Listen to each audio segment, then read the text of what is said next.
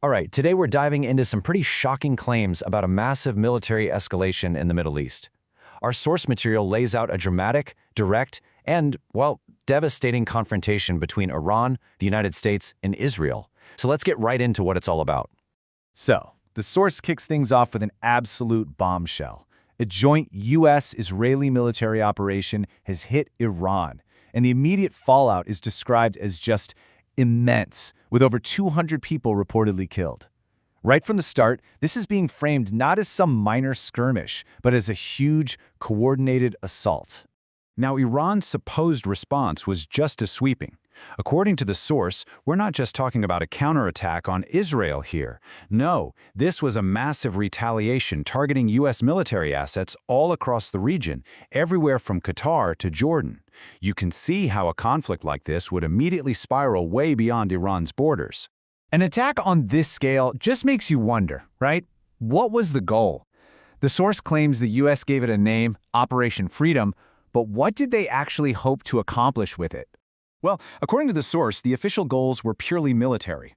It directly attributes this quote to Donald Trump, laying out a pretty clear plan. Take apart Iran's missile program, neutralize its navy, and, permanently stop any nuclear ambitions. And, at the heart of all this is that long-running dispute over nuclear capability. You've got two positions that just can't be reconciled. On one side, the U.S. and Israel see Iran's program as a major, major threat. On the other, Iran insists it's all for peaceful purposes. The source presents this stalemate as the public reason for the attack. But this is where the source's narrative takes a really interesting turn. It argues that all those military objectives, they're just a cover story for a much bigger, much more political goal: regime change. And this right here, this is the absolute core of the source's argument. It alleges that Trump didn't just talk about military targets, but that he openly called for the Iranian people to rise up. The claim is that this wasn't just a message of support, but the real hidden mission of Operation Freedom. And to back this idea up, the source points straight to the history books. It draws a direct line to 1953, when a CIA-backed operation got rid of Iran's prime minister, Mohammad Mossadegh. The argument here is that this isn't some new strategy. It's a playbook that's been used before. And according to the source, 1953 wasn't just a one-off. It's presented as just one piece of a much broader pattern of intervention throughout the region.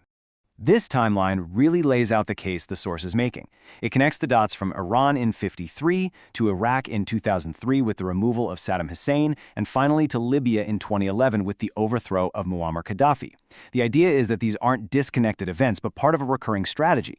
So what happened after those interventions? Well, according to the source, the results were, frankly, catastrophic. Both Iraq and Libya spiraled into state collapse and brutal civil war. This history is basically presented as a grim warning for what could happen if that same playbook is used in Iran. So why now? What's the timing all about? The source suggests this was a very calculated move, timed perfectly to take advantage of a moment when Iran was seen as weak and vulnerable. The source points to what it calls a perfect storm of factors: a really bad economic crisis at home, a government that was seen as being on shaky ground, and, this is a big one, a compromised ability to even defend its own airspace. You put all that together, and allegedly, it created the perfect window to strike. And the goal they're alleging here was incredibly direct. This wasn't just about blowing up military hardware. No, the source claims this operation was designed to cut the head off the snake by targeting the highest levels of Iranian leadership, even hitting the president's office. And that leads us to the single most shocking, and I have to stress this, completely unverified, claim in the entire source video.